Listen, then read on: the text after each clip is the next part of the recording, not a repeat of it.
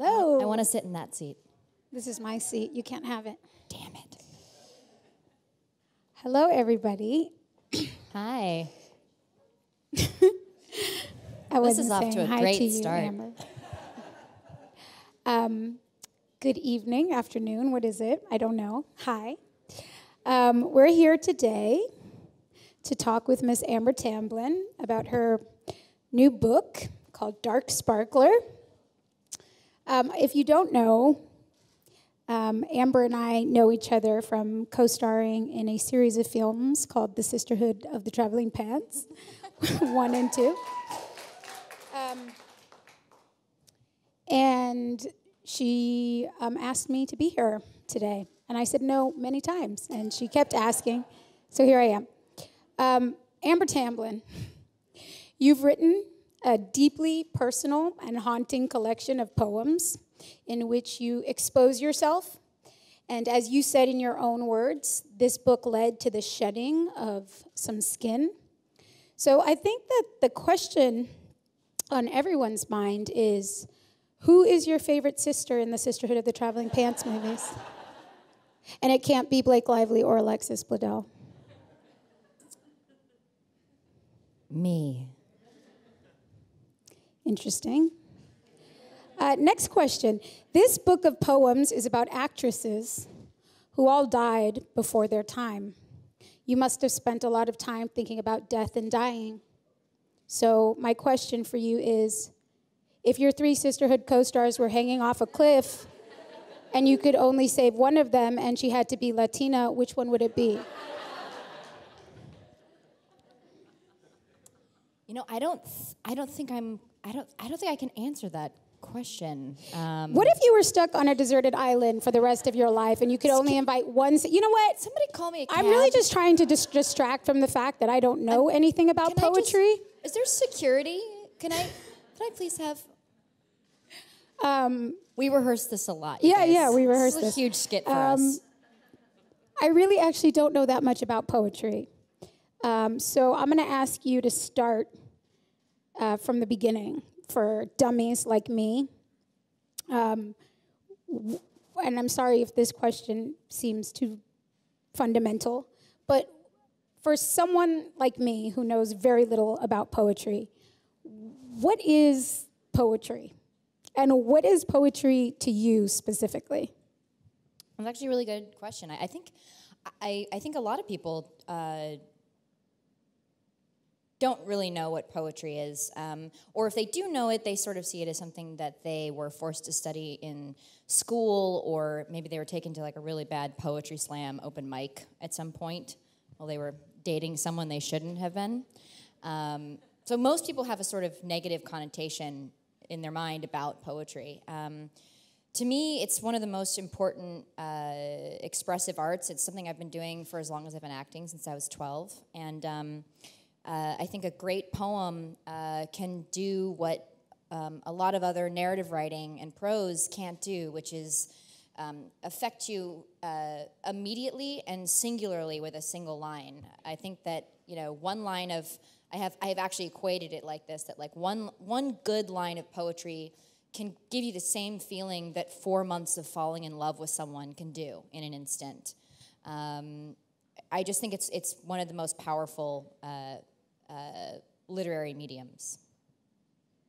You sort of started to answer this question, but when did you first start writing poems, and how did you come to poetry? How did you find this? It was a very accidental experience for me. I grew up around a lot of the Beat Generation poets, so Diane DePrima and Michael McClure and Jack Hirschman. A lot of those people were in my family life growing up as a kid. So I grew up around, you know, in our apartment building, there was a firebox, you know, where people would play music and, you know, read poetry, and it was very much a part of my daily life as a kid. So there was never a time at which I just sort of discovered it from what I can remember.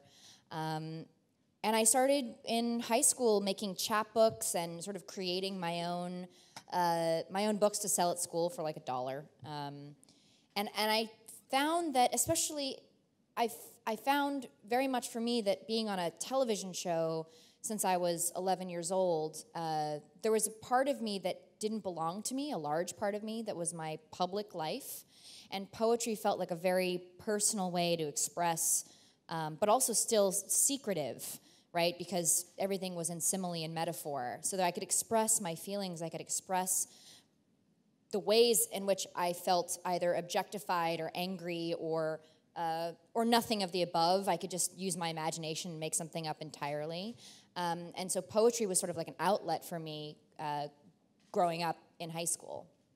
So do you think of the you that's a poet as separate from the you that's Amber Tamblyn, the actress? Not anymore. For years I did. Making this book was a life-saving experience for me in a lot of ways. I think I had always seen them as separate and seen my acting career as this very mainstream public thing that I really didn't have much control over. I mean, as you and I both know, there's very little unless you're producing something that you have control over. You can pour your heart and soul into something acting-wise, and then it depends on how the director shot it. It depends on how it's edited. It depends on if it ever sees the light of day from a distributor. There's just so many different variations to it. And being a poet felt very much like something I could own entirely. And if it failed, and if it didn't resonate with people, at least I could own that and say, I tried, I made this book, I wrote this thing, I poured my heart and soul into it, and that is exactly what you see is my heart and soul. So, there's no very much in the way that the acting experience is, there's no, separation between me and you. It's just immediate. It's an immediate connection. Yeah, I mean, reading this book was a truly haunting experience for me. As a friend of yours for 11 years, a very close friend of yours, I would venture to say your best friend. I mean, Do you see what's happening? I'm like fucking tearing up right now. I mean, you've never said those words exactly, America, you're my best friend, but and I hear the inner it. joke here is that I have been trying to get up to the #1 spot in her life. Please, come on. For years.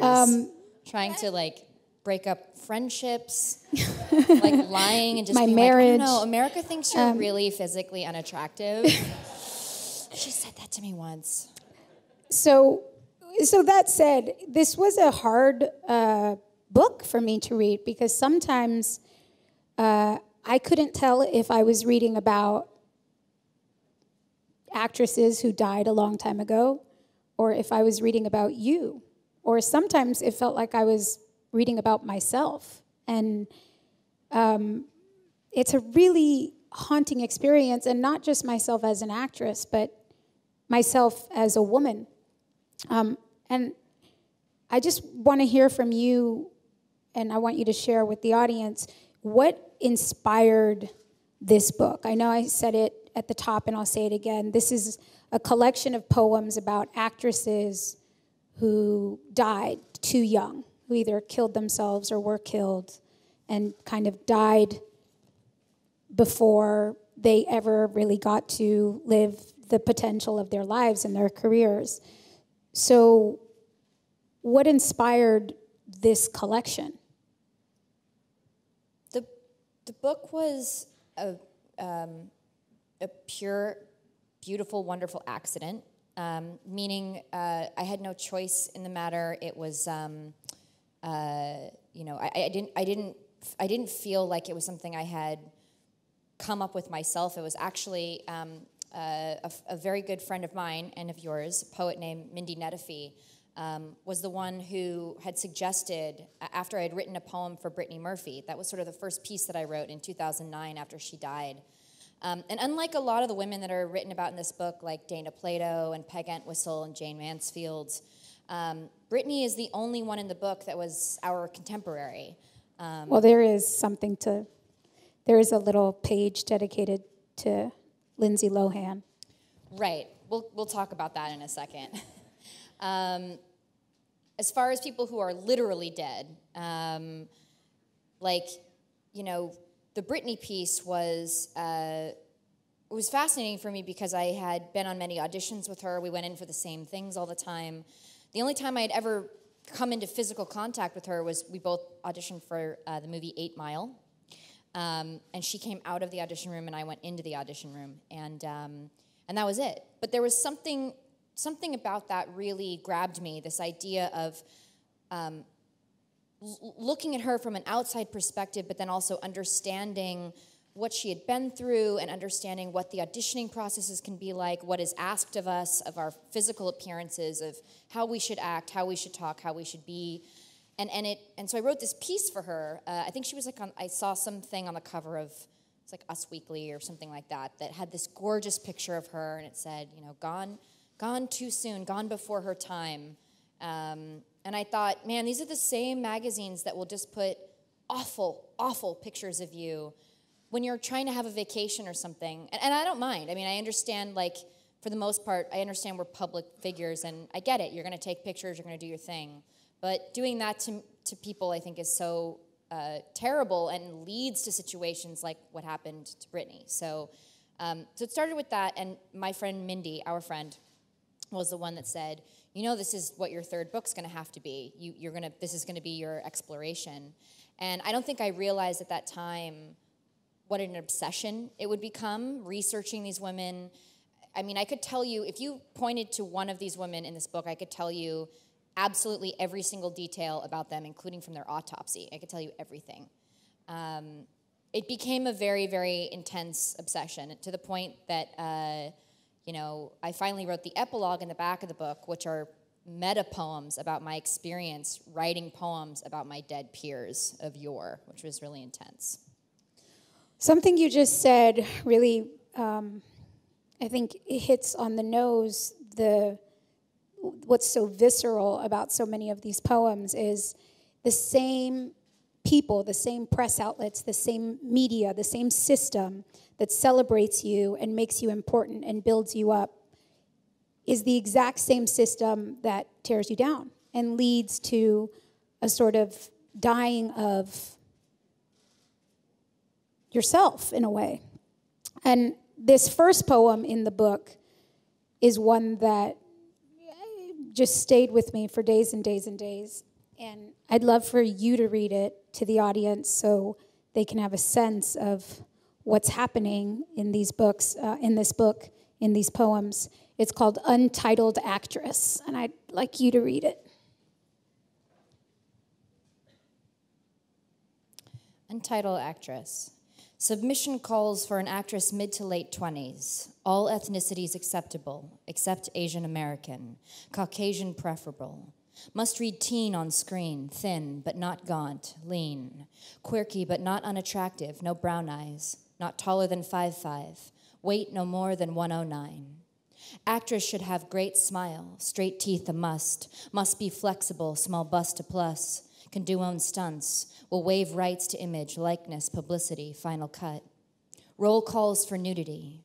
Roll calls for simulated sexual intercourse. Roll calls for role play with lead male, no stand-in avail. Role pays scale. Character is shy yet codependent, searching for love in all the wrong men. Character confides in others at her own risk. Character is fatigued, hollow, suffers from self-doubt, a sense of worthlessness. Character learns the hard way to believe in herself.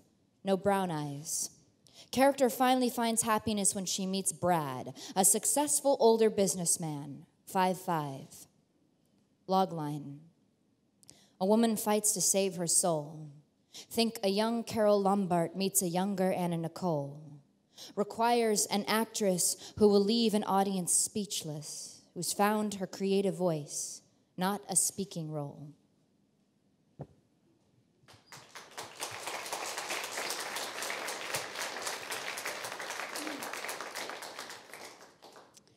This poem brings up so many questions for me. What I think is super compelling are these opposites: thin, not gaunt; quirky, but not unattractive; must leave audience speechless, but is not a speaking role.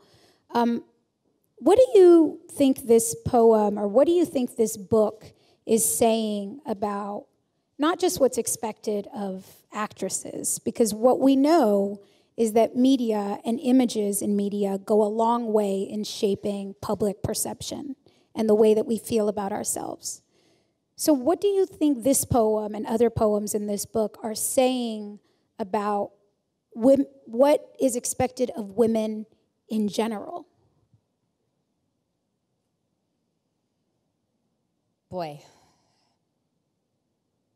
You know, this goes to, and to sort of quickly, this goes to the piece that you just mentioned, which is each title of each poem is just the name of the actress, right? So most of them you won't recognize. That's sort of the point trying to make about fame and who we remember, how we remember them, how we don't remember them. And there is a poem for Lindsay Lohan in here that's just her name with no poem. And it's been so interesting to me in all of the interviews that I've done. Every single person asks, and my first thing I say to them is, well, you tell me what you think it means. And immediately, there's always been different answers, but there's always this sense of, you're saying she's going to die next. You're saying that she's one of these women. You're saying, you know, this is a very ominous poem.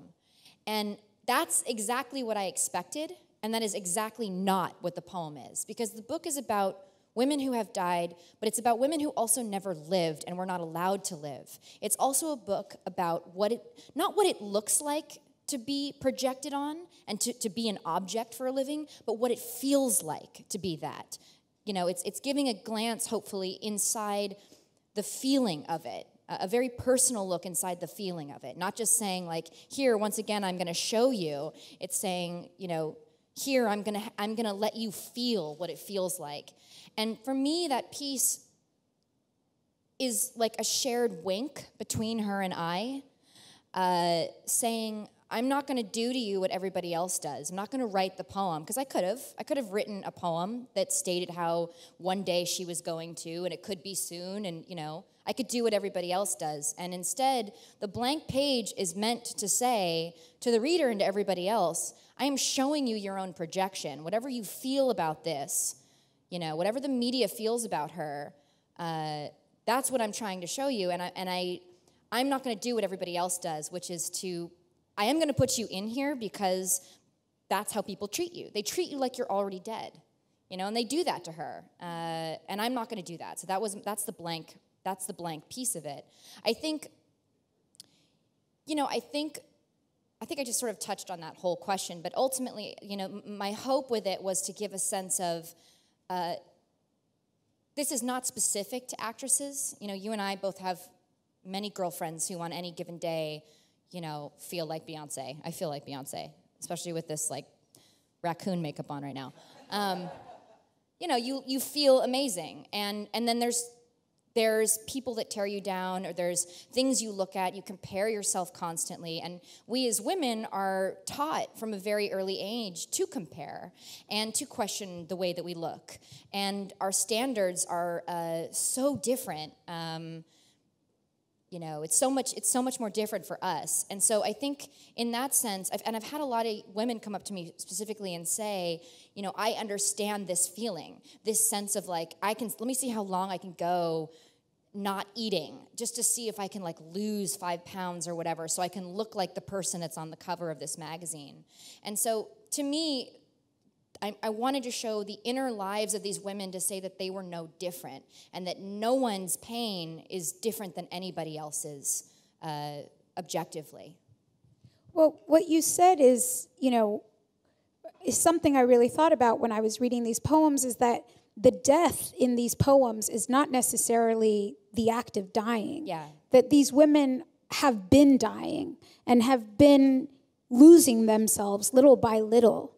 And that the poems feel like an ode to the process of losing and dying to yourself, more than the act of dying. And that that the death is a conversation. It's not just something that's happening in a box or to themselves, but something that in a way is being perpetrated against them, a sort of taking away of who these women are or never get to be, in a way. Yeah, that's pretty dead on. You know, at the end of this poem, it says, requires an actress that will leave an audience speechless, who's found her creative voice. And I have to admit that when I first read that poem, to me it was a hopeful line. It was an empowering line. And I wondered if that wasn't a hint from you that you feel like you have found your creative voice. Do you think you have? Do you feel like you are closer to that? Yeah, I mean, when I talk about death, and in the epilogue, there's lots of personal emails between friends and my dad, and a lot of discussion of wanting to end, which I think people can take as like, oh, she was suicidal. It was not the case. I don't know what it was. I can't speak to what it was other than the me that existed that had no power, that had no creative voice, that felt like my fate was in everyone else's hands but my own, was dying. And the more I fought that through my 20s, the harder it made my growth and me living and wanting to, do the things that I had dreamed of doing and really put myself out there in a big, scary, amazing way. And so I think that once I finally, and this only happened when I started writing those pieces, the epilogue pieces, which was, this book took 6 years to write, and I took 1.5 years off in there just to survive it because it was so difficult. But then once I sort of had embraced that what it was all pointing to is exactly that, is that, we were not connected through our deaths. We were connected through the fact that we were going to have different life outcomes, and that I had chosen life, and that I had chosen to be a proactive person in my own life and not just say, why is everything happening to me? Why am I not happening to anything else? And to sort of have a really proactive view on it. So in that sense, it sort of hit me that there's a piece in the end called True or False where I list all of the things I feel I used to be. And then at the end it says, the author died during the writing of this book. And that was my way of saying that person is gone, is dead. And I do memorialize that person. I do look at that person in the way that we look at, these dead women and go, oh, she was great, but she's gone. And I sort of look at myself with that same pride, but also see myself as separate from that. Wow. As you're mentioning, this book becomes so achingly raw and personal by the end, and any kind of veil that's between you as the writer writing about yourself through these actresses' lives, that veil completely drops away, and by the end, you're just writing about yourself and your own struggle with death and what you're talking about.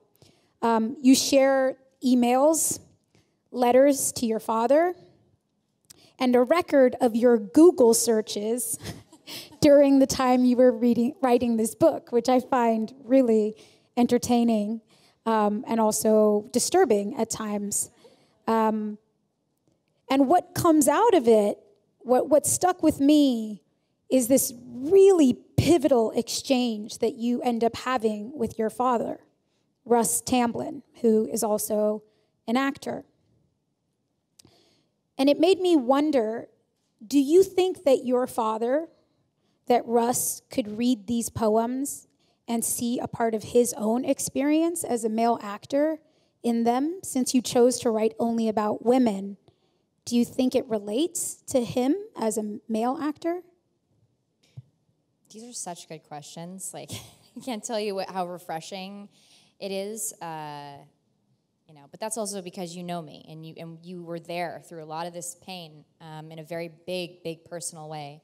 The book is dedicated to my dad, but it's dedicated, my dad was in West Side Story, he was in all these very famous movies from the 1950s and 60s, but the book is dedicated to my father, the author, because my dad always wanted to be a writer, and I think, he grew up during the days when you were in the studio system. He was signed to MGM, and he would go to school with Elizabeth Taylor, and he had no education as a child. It was the Judy Garland days where they just gave you drugs and made you work really long hours. And and so he had a whole different experience, and he very clearly quit acting, after that sort of heyday of his, and went and became an artist and a writer and did mixed media collage, and was a part of the Culture movement in Topanga Canyon in like the late 60s, and and he tried to come back and act again in the late 70s, like right before I was born, and he spent, and he would tell you if he was sitting here, he spent 15 years auditioning and never got a job, and he was forced retired, and he said that the business broke his heart. It completely broke his heart. It was a very painful thing for him, and by proxy, my childhood, I remember my dad going on auditions all the time when I was little, and coming home and being so sad all the time. So this was very painful for me too, and certainly when I wouldn't get roles that I thought I was great for, and I had a great audition or whatever, it became this weird sort of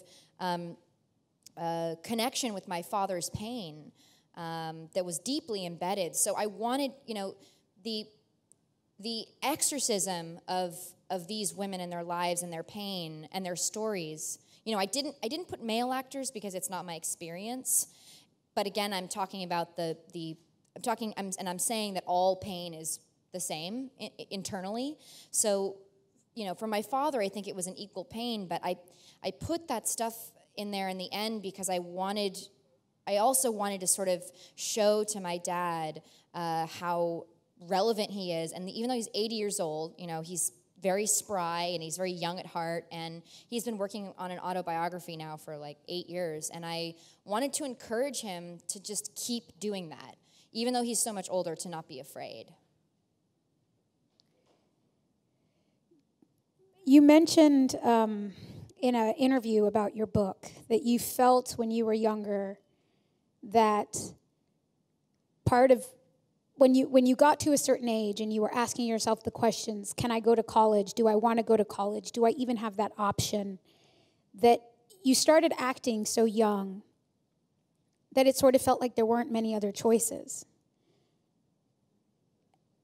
This is a hard question to ask, and I'm sure probably not an easy one to answer, but do you ever regret having gone down the path of being an actress and pursuing this career? Or do you feel like it has served you? Or both, I don't know. Did you say deserved? No, served you. Served. That it served you. Yeah. I think, it's such a paradox. It's so interesting to me because if you had asked me this question just 3 years ago, I would have said, I don't know, and probably not.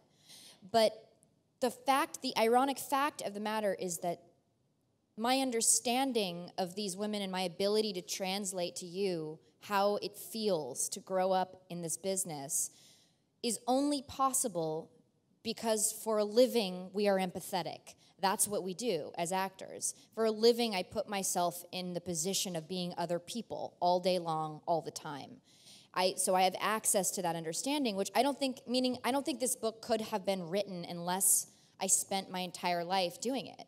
If somebody else had written this book, they wouldn't have had the personal perspective of it. So in that way, I think, when I look at the large circle of everything, I feel like they're the two parts of my life that have always seemed really separate, and that people have always really dismissed the poetry, and I think they just assume it's like when an actress puts out a pop album or something, you're like, oh God, she's like got a new hobby.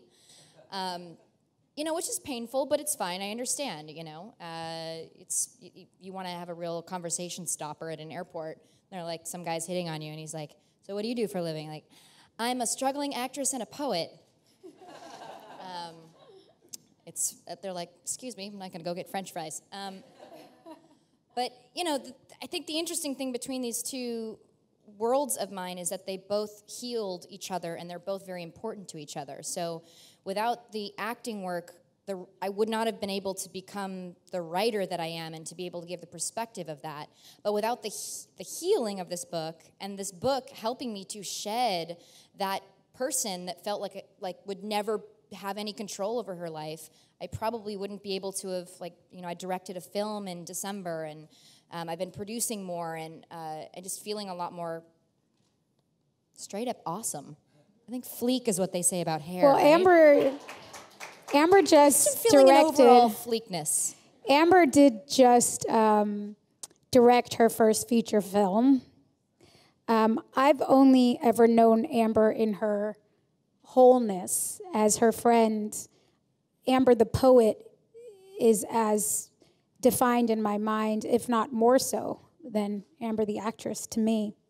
And I just want to say before we go to the questions in the audience, we're talking about our experience as actors and these lives as they were lived by actresses. But when I read this book, I was not affected as an actress. I was affected as a woman. And I truly, truly felt like these poems, again, I don't even know anything about poetry, but they left me with a visceral feeling of what it feels like sometimes to be trapped in the experience of womanhood.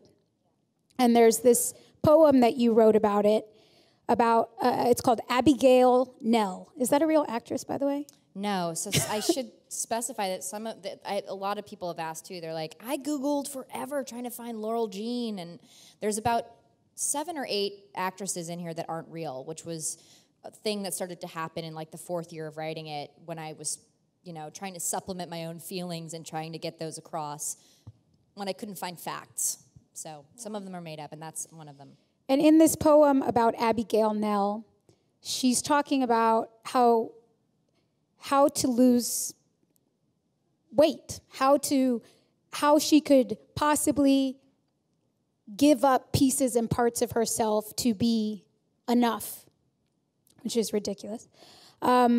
And here's just the end of the poem, and it just really stuck with me. Again, I didn't read this as a poem about an actress. I read it about what it means to be a woman in today's Western culture. This is the end of the poem. It says, I've already got a big upper lip, so why not cut off the lower one? Get rid of it. Appendix and coccyx together weigh an infant. I wonder about a weekly skin grafting treatment. Skin? Who needs it? I'll be the girl they say pink things to. So weightless, she arrives by ghost. And the reason this moved me so deeply is it feels sometimes the version of a woman that you're expected to be, the version of a woman that people are comfortable with, the smallest version of yourself, the most shrinking version of yourself, the most weightless version of yourself.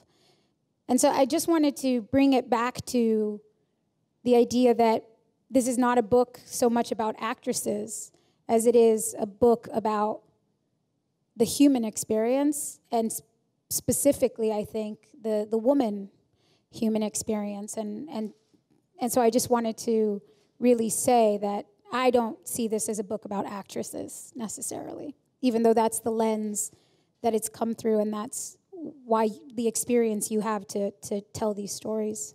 So should we take a question from the audience?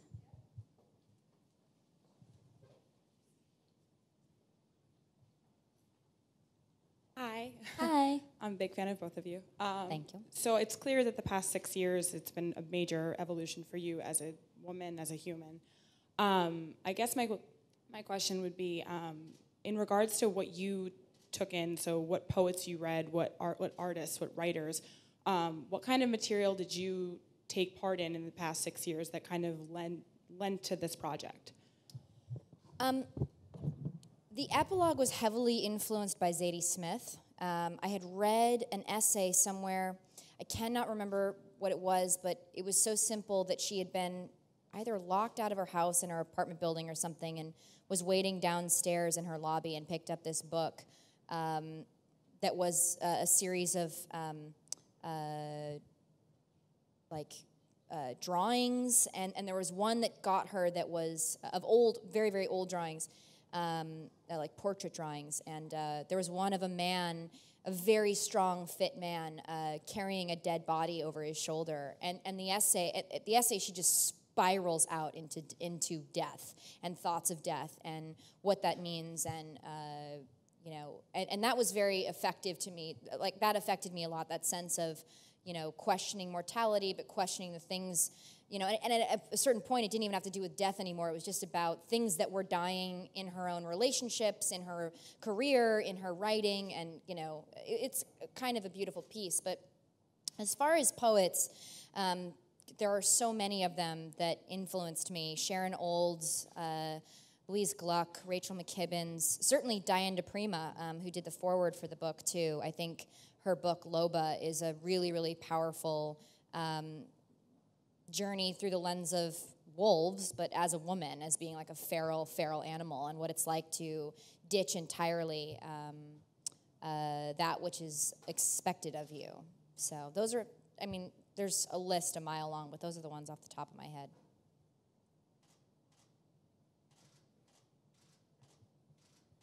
I know you said it took 6 years to write this current book, but do you have any plans to write additional books, and would they be poetry or a different genre? I was gonna make a total joke based on the joke we were making in the. I'm gonna write a book on how to lose a lot of weight. I was daring her to open with that question, be like, so this is a weight loss book, correct? It's pretty great. No, yeah, definitely. I think I'll be a poet for the rest of my life, and I think that this book also for me was sort of a birth of the voice that I'd always been trying to find as growing up as like an angry feminist, and then not taking myself seriously at all. And so this is sort of somewhere has found its voice in the middle of that. I don't know. I think I imagine one day I will hopefully write a novel. I think that would be really great. And also the film I directed in December is an adaptation that I adapted of a Janet Fitch novel called Painted Black. It was her second book after White Oleander. So I adapted that, and that was a really great, wonderful experience. So hope to be doing a lot of writing. Hi, thank you for coming. So this book sounds amazing, and I feel like you guys have done a really good job of explaining and analyzing it and what it means, because you basically answered all of my questions. But I wanted to know, what in your dreams, how would this book affect the world? How would it change people? Like in your head, what are you hoping that it does? Boy, that's a big question. I hope that. Well, what America just said about when she read it, she was reading a book about young women.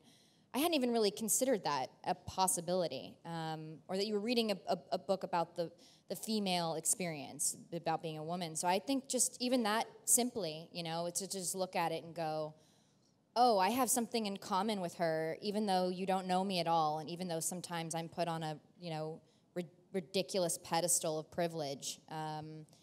And sometimes it's like, oh, I have that, Alice and Olivia dress, and like that's as deep as it ever goes between you and another person that's a celebrity. And so I hope that there is a real sense of connection to me as a woman. We have time for one more question. Hi there. I have a question for you as a creative artist. It seems like your book deals a lot with societal expectations and mortality. It's something that I think a lot of artists struggle with, is the societal expectations with the mortality that they have. Could you talk a little bit about your experience with mortality and the conflict of the two? Well, I think I pretty much addressed that, but do you mean like sort of my mortality going forward, or how I look at it overall?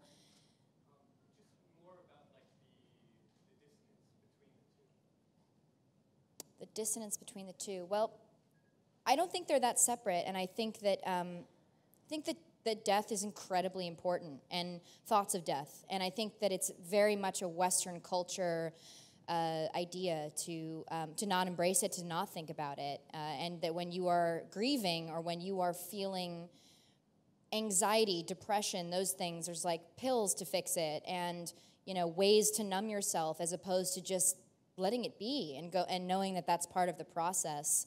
I know for many people that's much different and can be very dangerous and can take people to the brink of the edge or over the edge. But I'm very much a proponent of talking about it and writing about it and being very open about it, and the ideas that surround it, and to say that it's okay to think about it. Mindy and I always say to throw yourself a pity party, but like to really throw it. I remember there was one time I was so upset while I was writing this book that it was a really awful experience, and there's a show that I was supposed to be a part of that ended up not happening in a really brutal way, and it was like something was written for me. It's very painful, and I talk about it in the book. And instead of just sucking it up, which is what you do, you pour your heart and soul into preparing for an audition or creating something with someone, and then it's just like, oh, we're just going to go with this other person out of nowhere. It can be really heartbreaking, and I used to, as a kid, I was fine to just let it go. Like, it was like, on to the next one. It was no big deal. I used to joke that what I did for a living was get rejected, and I was fine with that. Like, that's all, I had no problem, just brush it off. And as I got older, it affected me so much more. And I remember Mindy saying to me, she's like, you're not going to suck this one up. She's like, I want you to go full tilt. If you're not laying on the floor screaming and crying and making your husband David come in and go, what the hell is going on? And that's what I did. I took a pair of very expensive high heels I had, and I went out to the East River and I threw them in the water. And I cut off 8 inches of my hair with kitchen scissors. It was, can I say the F word? It was fucking awesome. It was ridiculous, but I was like having a childish tantrum. And, I encourage you to get this book. Yeah. You read it on the subway, read it on the airplane, read it over and over again. It will strike you. It will haunt you. And not to, I've heard other people say this too. Amber is truly a voice for our generation. And she can't say that about herself because that would sound stupid, but I can say it about her. Because I don't have any questions about who my favorite sister in the sisterhood is. Amber's still thinking about it. The reason this book is so compelling is that Amber lived it. She experienced it. I was there. I got the calls. I got the text messages. I got the emails about what she was going through. And there's so much courage and so much bravery in what's exposed in this book. Thank you, Amber, for writing it. Thank you for sharing it with us. Thank you.